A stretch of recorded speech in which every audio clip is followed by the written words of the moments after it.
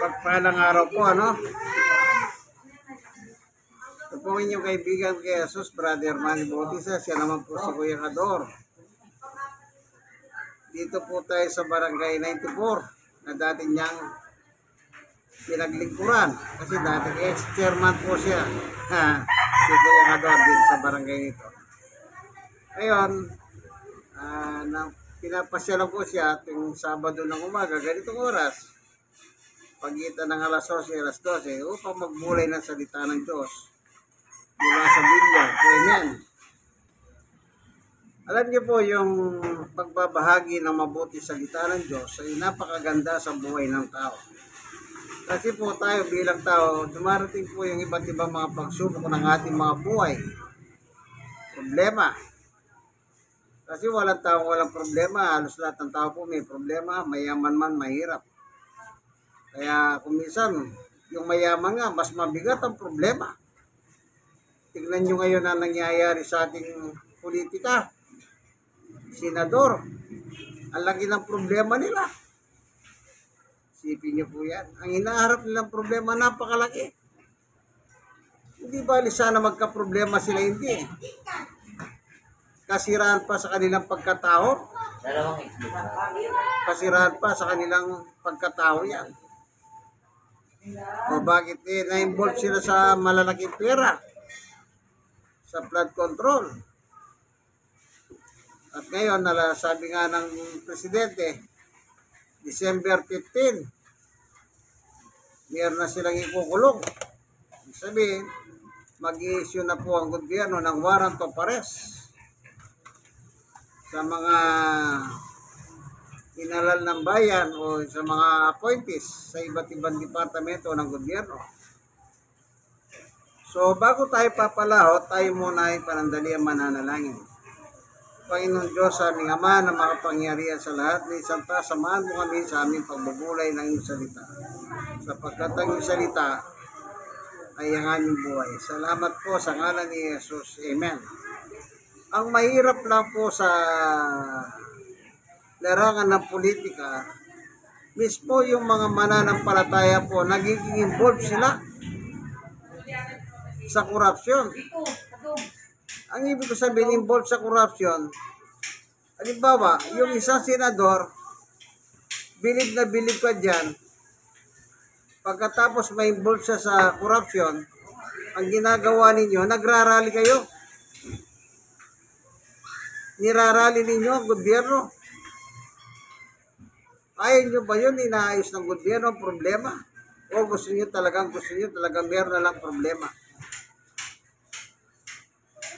Ang nakakalungkot yan eh. Ang mahirap dyan, ginagamit pa yung pangalan ni Jesus sa kanilang mga simbahan. Pagkatapos ang ginagawa nila, laban naman sila sa gobyerno, sa ginagawa ng gobyerno na inaayos ang gobyerno. Kasi yung kanilang mga manok, kongresista, senador, ay involved sa malaking korupsyon. Sa kasulatan po, babasahin natin ang sabi ni Jesus nung siya po ay nangangaral. Ganito po ang sinabi niya sa 1 chapter 10 verse 10. Ang sabi ni Jesus, dumarating si Satanas. Ang title ni Satanas, magnanakaw. Dumarating si Satanas na magnanakaw para lamang magnakaw, pumatay at manira.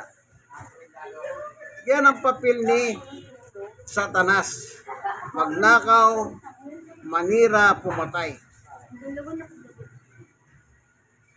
Sino yung mga involved sa corruption ng flood control ng gobyerno? Isipin nyo po, isasabit nila yung listahan na ang sabi nila tapos na. Tapos ang gagawin ng gobyerno, babayaran sila. Pero wala naman talagang natapos. Pero kumubra po sila ng pera. Alam niyo yung DPWH, siya po ang responsable dyan. Sila po yung gumagawa ng project. At sila rin ang nag-ahawat sa mga kontraktor. Oh. At sila rin ang nag-i-inspection pagtapos na. Ang problema, pag sinabing tapos, hindi nila ini-inspection. Kasi kung tinignan nila yung project, alam nila na hindi natapos yan. O meron nagsiwalat naman, ang sabi nila, huwag mo nang tignan. Dahil po sa investigasyon, huwag mo nang tignan. Kung minsan naman, kung gusto mo tignan, wala, hindi mo makikita kung saan yung project.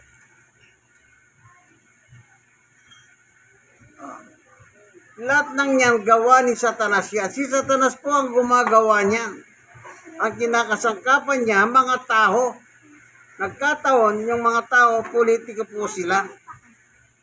Inalal ng taong bayan. Iniluklok bilang kongresista. Iniluklok bilang senador. Yung iba naman, nilagay po sa posisyon na maganda.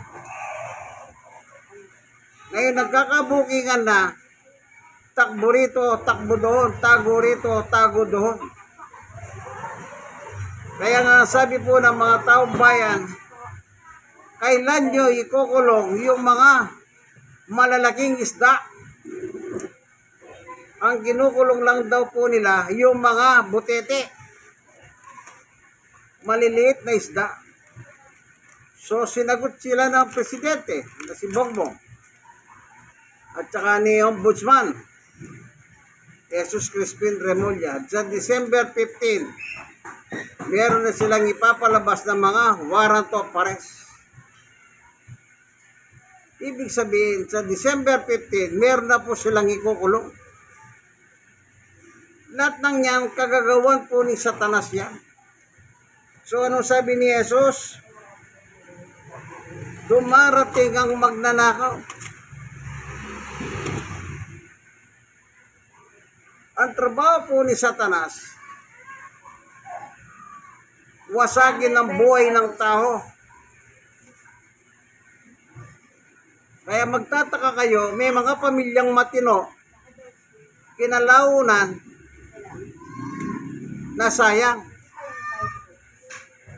Kasi nga, yung masama, yun ang ginawa nila. Yung iba naman, nasa simbahan sila, at pinapanigan nila yung mga magnanakaw at pumapatay. O, kita nyo si Bato ngayon, si Ronald Bato de la Rosa. Ang sabi niya nung araw, hindi daw siya DDS. Yung DDS po, yung Davao Death Squad. Yung pumapatay siya Davao. Kaya sabi ni Duterte, yan si Bato, DDS yan. Ngayon, sinabi lang ni Remulla, mayroon siyang warrant of arrest. Hindi na po siya nagre-report sa Senado. Sipin nyo, hindi siya nagre-report pero sumusweldo siya. Napakasakit naman yan. Bayad tayo ng bayad ng buwis para sweldohan si Bato. Na si Bato naman hindi pumapasok, lagi siyang absent. Kasi natatakot siya, uliin siya. Ang pinangakuan po niya, baka pag pumasok sa Senado, bigla na siyang kukunin. Kaya ayaw na siyang magpakita.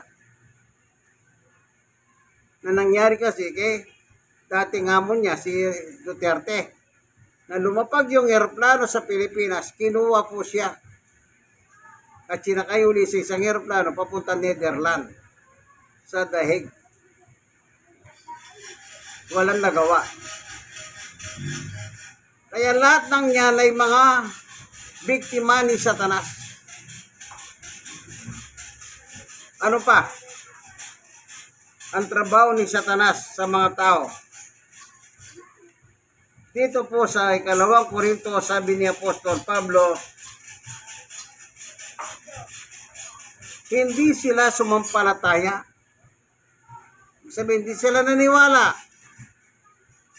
Sapagkat ang kanilang isip ay binulag ng Diyos ng kasamaan sa daigdig na ito. Dito po si Satanas, Diyos si Satanas, pero Diyos ng mga masasama. Kaya sabi ni Pablo, hindi sila sumampalataya. Bakit po? Sapagkat ang kanilang mga kaisipan ay binulag ni Satanas.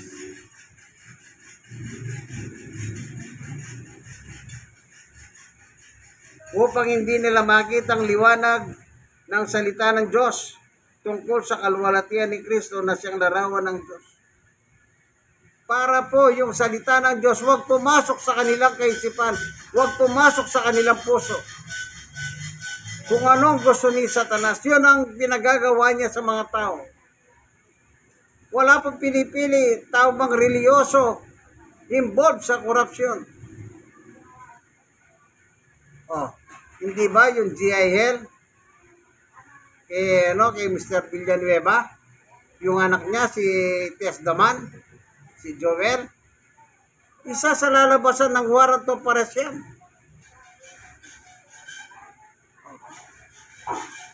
Wala tayong magawa, maraming mga nagsabi na binigyan sila. Yan ang nakakalungkot po. Kaya sabi ni Babe Singson ng ICI, pagdating dito, deny to death sila.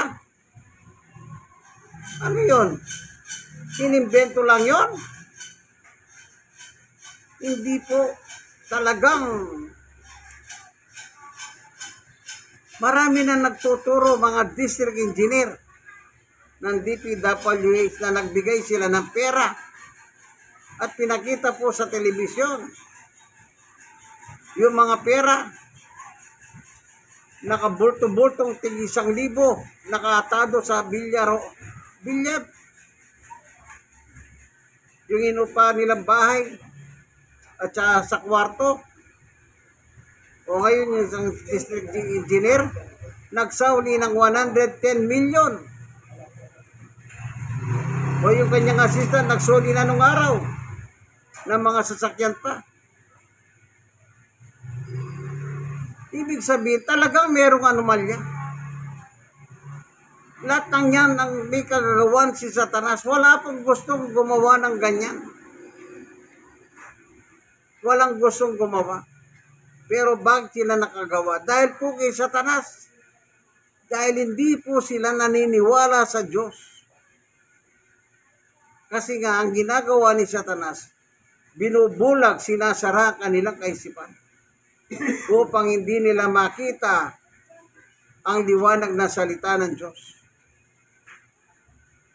Dito po sabi ni Apostol Pablo, ni Jesus Christ, 8:12 ng 1. Anong sabi ng Panginoong Jesucristo? Muling nagsalita si Jesus sa mga tao, sinabi niya, ako ang ilaw ng sanlibutan. Sino yung sanlibutan? Tayo pong mga tao. Yung mga politiko, mga tao yan, yung mga trabahador ng public works, mga engineer, tao din yan, gaya natin. Muling nagsalita si Jesus sa mga tao, sinabi niya, ako ang ilaw na sanlibutan. Sumusunod sa akin ay magkakaroon ng ilaw sa kanyang buhay, hindi nalalakad sa kadiliman. Kaya po hindi nila makita yung liwanag dala ni Jesus. Kasi nga ang ginawa ni Satanas, binulag sila para wag silang maniwala kay Jesus. Ang masakit po dito, may mga religion ginagamit pa ang pangalan ni Jesus, Iglesia ni Cristo. Pero ang ginagawa ng Iglesia ni Cristo, pag nai-involve yung kanilang mga kandidato, sila po ay nagrarally. Nagrarally sila. Kaya naalala ko yung sinabi ni the late Juan Ponce Enrile. Ang sabi niya sa Iglesia ni Cristo, yang si Sara hindi naman kriminal yan, sabi niya. Kaya siya ini-impeach para alisin siya sa kanyang posisyon sa gobyerno.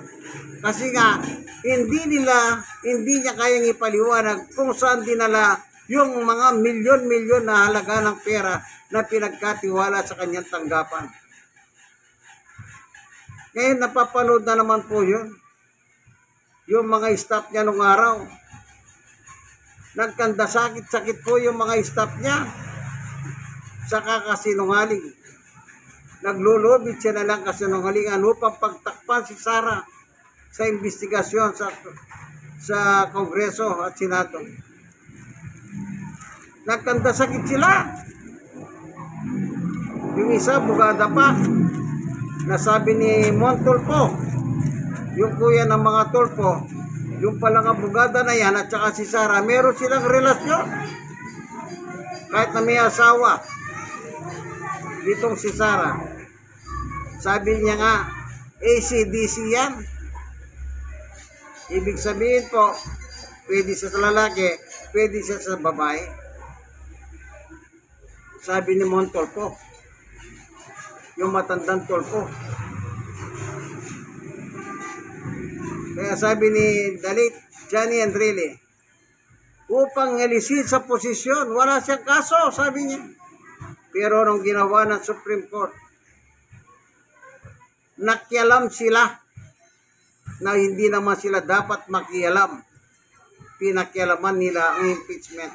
Samantalang ang saligang batas, pag meron kang tatanggalin na opisyal, tanging Kongreso lamang at Senado ang pwedeng ma-involve dyan.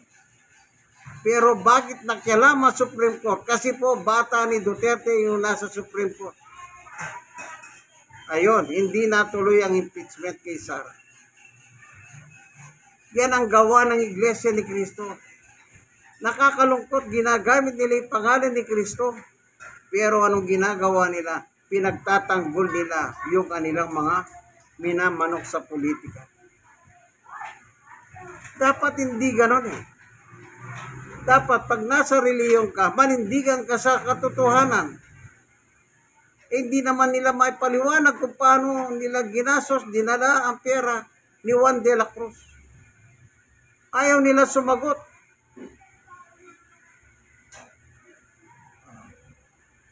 Kaya po sila tinatanggal. Kaya ngayon, December 15 ang plaso, maraming lalabasan ng warrant of arrest. Marami na po sinuspende sa mga nasa public works. Sinuspende na sa kanilang mga trabaho. Nga lang ang nakakalungkot, yung iba nasa Amerika na. Kagaya ni Manny Bunuan. Ayun, nasa Amerika na. Paano pa bullying ngayon yun?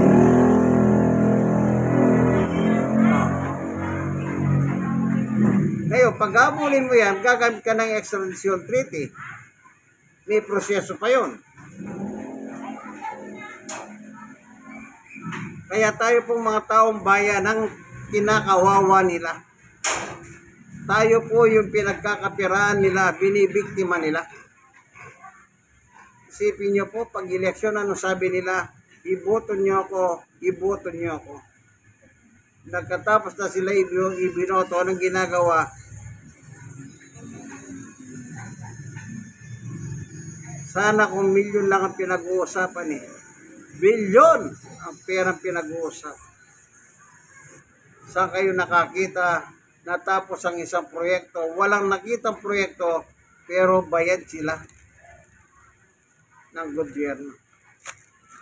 Kaya ngayon, ayan na. Ang sabi ng taong bayan, puro dilis lang ang pinakukulong mo. Sinususpende mo. Sabi kay Bongbong, talagang alala. Kaya sumagot na si Bongbong. December 15, sumagot na si Ombudsman, December 15, magpapalabas ng warrant of arrest. Sana na magkaroon katarungan ang ating bansa laban sa masama, labang sa jablo. Ako hindi po ako laban sa kanila. Pero sa akin nakikita trending. Bakit kailangan mag-rally kayo? Ano, hindi nyo bang gusto na lumabas yung buong katotohanan?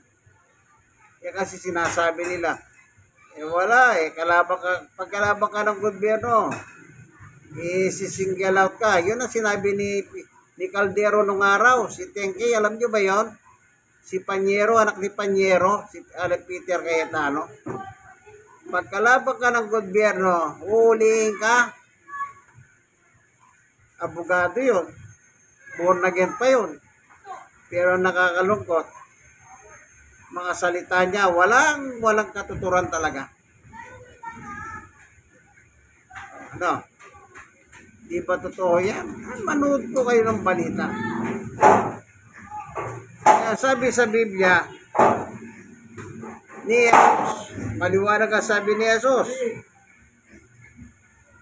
Muli nagsalita si Jesus sa mga tao, sinabi niya, ako ang ilaw ng sanlibutan. Was na sumampalataya tayo kay Jesus, ng totoong pananampalataya, magkakaroon tayo ng ilaw sa ating buhay. Hindi na tayo lalakad sa kadiliman. Sabi ni Jesus, hindi na kayo lalakad sa kadiliman. Pero imbis na mag-repent po sila, pinagtatanggol pa nila. Binibigyan pang katwiran ng kanilang mga sarili. Kaibigan. Sabi ko nga po, mayroon namang korte, doon sa korte na lang sila sumagot. Nasa korte na po ang bahala kung lalaya o hindi sila lalaya. Pero yung pangunahan mo, ang korte, mukhang hindi po maganda yan. Salamat Panginoon Diyos sa iyong pagliliwanag sa amin na hindi po kagagawan ng tao yan. Kagagawan po ni Satanas ang lahat ng nangyayari niyan. Dahil si Satanas po, ang Diyos ng kasamahan ng mundong ito. Siya po ang nagpapatakbo sa mundong ito. Unang 1:5-19. Ang buong mundo ay nasa ilalim ng kapangyarihan ng Diablo. Panginoon Diyos, mahabag ka po sa aming bansa. Kabagan mo po ang bansang Pilipinas. Nawa, magbayad ang dapat magbayad sa kanilang mga atraso sa gobyerno. Salamat po sa ngalan ni Jesus. Amen. Ito po inyong kaibigan kay Brother Manny Bautista. Siya naman po si Kuya Ador. Dito tayo sa kanyang tahanan sa Barangay 94, Sonid District 1, Tondo, Manila. God bless us all po sa inyo lahat. Bye-bye!